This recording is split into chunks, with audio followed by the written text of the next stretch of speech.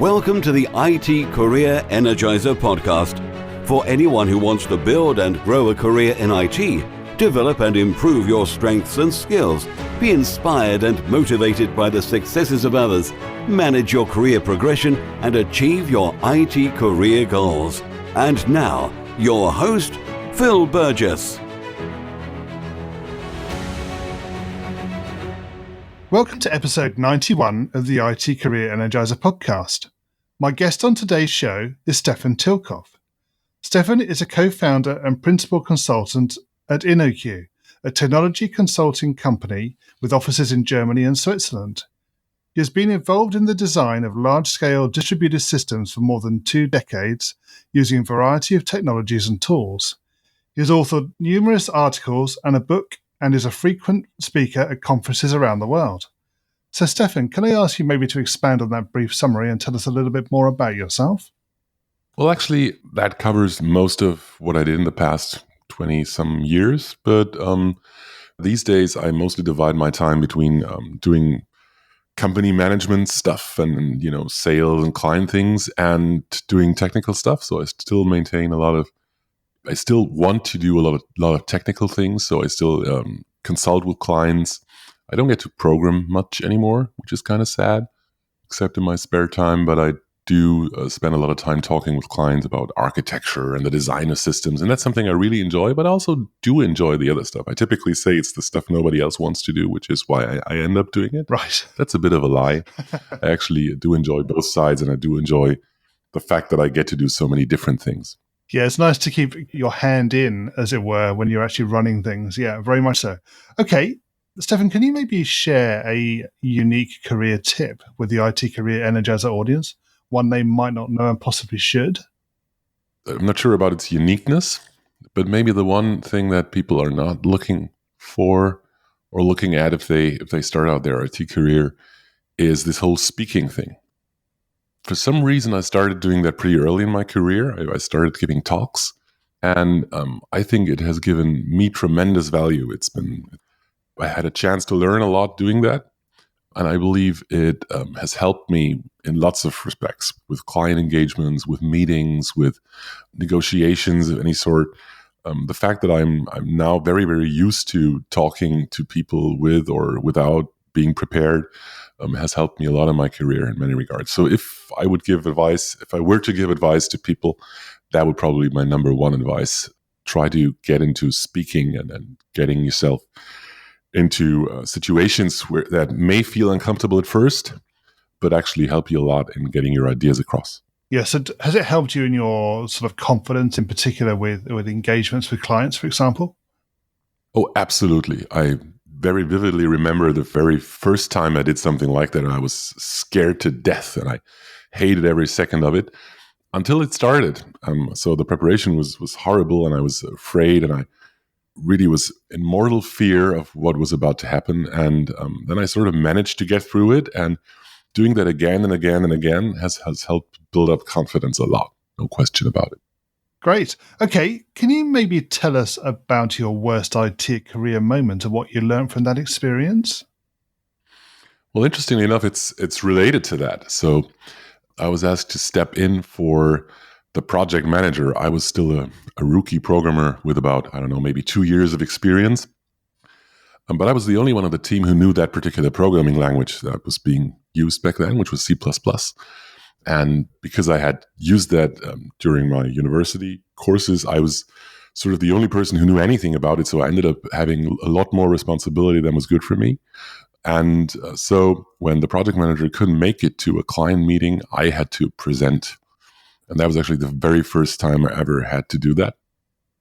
And it was a complete disaster. It was like, do you know those TV shows where a stand-up comedian completely bombs and completely fails? Yes. And it was exactly like that. I did everything wrong, and it was a complete embarrassment. And afterwards, it was actually an employee of the clients who worked with us very closely in that particular project, came to me and said with a low voice and in confidence, well, this presenting thing really isn't for you, is it? And that made it even worse. She was trying to be sympathetic and try to help me, and was really, I felt bad for like 2 or 3 days, and maybe that motivated me to get into this whole thing even more. So that was probably my worst IT career moment. Right. Okay, so moving away from your worst moment, can you maybe talk about your IT career highlight or greatest success? So probably the best IT career highlight I had was when we managed to save a project. It is, again, maybe a little bit related because it was something that was a disaster first. So in this particular project, everything went wrong. Like absolutely everything in terms of tech and in terms of business requirements and in terms of the team and the client and the relationship with the client, and basically everything was a complete disaster, and everybody had sort of given up on the whole thing. And then a number of very heroic people within the company started to turn it around, and we invested a lot of time doing that. So it was not at all my own or my sole thing, but I sort of helped with the whole effort. And we managed to turn the project around, and we actually had the client express that they had never expected us to finish this thing ever, and they were really happy with the end result. So turning that thing around and turning it into something that the client then continued to use for maybe a decade or so was really happy and productive with. That was probably a very cool thing. It was so great, or it felt great because it was unexpected. It felt better than the projects that went smoothly from the very start. Yeah, because we managed to turn it around. So I think that is something. It's not as if anybody should be looking for things to fail to have that moment, but if it does, and if you manage to turn it around, that feels really nice. Sure, it must have been a bit of a roller coaster of emotions as well during that period. Oh, absolutely. Yeah. Right. It was one of the very few times where I really woke up at night worrying about the whole thing, which is not something I typically do, and I don't recommend anybody should be doing that, carrying work stress and overload into their spare time. But this particular time was so stressful. But in the end, everything turned out well, so it's kind of okay. Great. Okay. So, Stefan, maybe you can tell us what excites you about the future of the IT industry and careers in IT in particular. Well, I think there's never been a better time to be in this industry. I've been in it for quite some time. So I started out programming professionally in the early 90s. I loved it when I was young and enthusiastic about the whole thing. And then I sort of got a little bit bored of it at the end of the 90s, I think. No, the early 2000s, that I think was the time when I felt that technology was sort of getting slightly boring because the tech that I'd been involved with at that particular time basically centered around two programming languages and frameworks, and everybody was essentially doing mostly the same thing. And it seemed as if there was nothing really that fantastically interesting happening anymore. And then that changed drastically. And I feel that starting from maybe 2008 or 9 or something like that onwards, things have only ever gotten more interesting. I think it's absolutely fascinating how much IT now influences absolutely everything around us, and everybody's talking about it. Every business you talk to and every business owner or executive you talk to essentially only talks about IT-related stuff, because that really makes up almost everything in business these days. And even in their private lives, people are in touch with IT-related things all the time. So I think there's really nothing that maybe it should even stop being a thing, right? If it's in everything and everybody does it all the time, so why does it need a separate name? It's just what we do. So I think being knowledgeable of that particular thing and being able to influence stuff and work in this in a more connected fashion, getting more to the core of the whole thing than just being a user is an awesome chance that people have in IT, and I would never trade it for any other job. We're going to move into the reveal round now. We're going to find out a little bit more about you and how you think about IT. So what first attracted you to a career in IT? It was basically the amazing discovery that I was able to tell this machine what it was supposed to do. So like many people in my generation, I got in touch with computers when they were a new thing for most people. So I was playing around with the computer when I was like maybe age 10 or 11. And I found it brilliant that I was able to get this thing to do something. And this feeling of being able to explore and discover things, that was really something that intrigued me a lot. I don't know whether I would have gotten into IT if it had been as, this may sound arrogant, that's not how I mean it, if it had been as easy as it is today. Yeah. Because I love the fact that I had to really, really invest time to find out even the simplest things. It was really like a detective story for me at that age. And I always loved this finding out and learning new things. I think one of the things that I often forget is that when you bought a desktop computer back, early 90s, it wasn't configured. There was nothing on it. You had to do it all yourself. Absolutely, yeah. And when you get those things, I vividly remember being in a shopping mall where there were computers sold, like VIC-20 and Yep.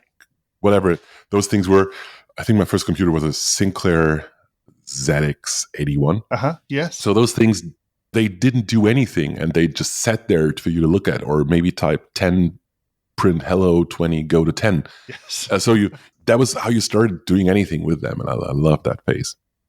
What is the best career advice you've ever received? Probably the best advice I've received was not related to the speaking thing, but very closely related to writing.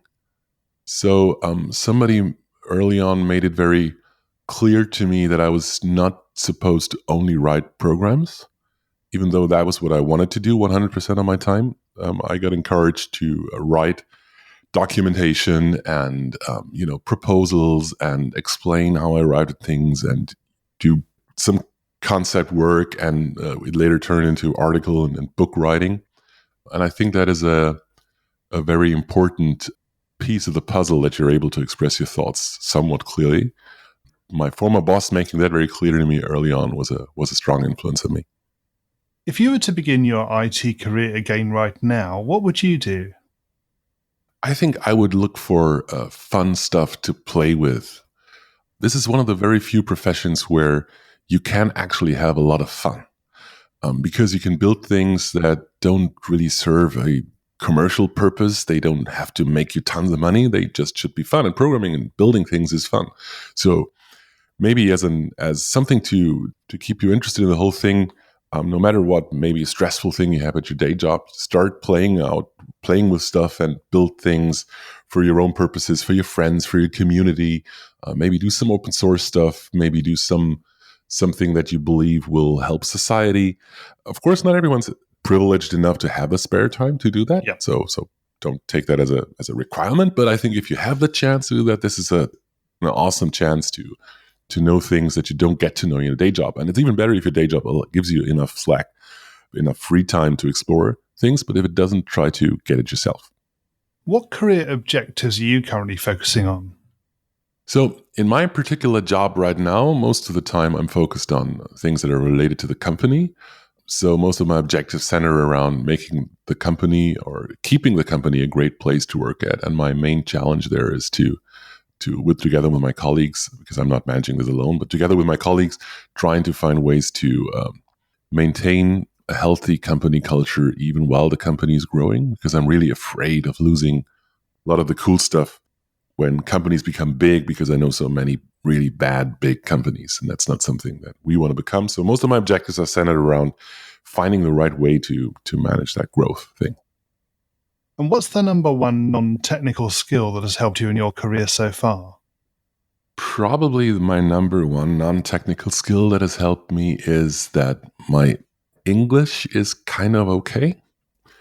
So that may sound weird again, but I took an interest in the English language a long time ago. And so I watched English movies and read English books. And for a non-native speaker, that helps a lot in being able to have a conversation in English. So that is something that for non-IT related reasons at all, I started out doing very early. And I've noticed that I sometimes have an unfair advantage over coworkers, or not coworkers, maybe about other people I'm involved with who have trouble expressing what they know and what they want to get across, and what the goals that they have in a language they're not familiar with. And sadly, that is English most of the time. Not sadly, but that is definitely English most of the time.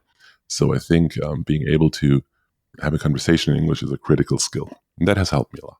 Stefan, can you share a parting piece of career advice with the IT Career Energizer audience? Well, I think I've alluded to it before, but to me, the most important thing is that this is a job where you can have fun, and you're supposed to have fun. And if you're in this industry and are not having fun, then you should probably switch your job, switch your employer to somebody who allows you to have fun again. And finally, what's the best way we can find out more about you and connect with you? I used to point people to my blog, but that's been sort of defunct for a while now. So probably the best way to find out more about what I think and what I'm interested in is to follow me on Twitter. And there are a lot of my talks and links to articles and stuff that I've done on my company page. Everyone at the company maintains their own, or there's a link for everyone at the company to their own stuff, writings and talks and such things. So I'll provide you with links to both. Great.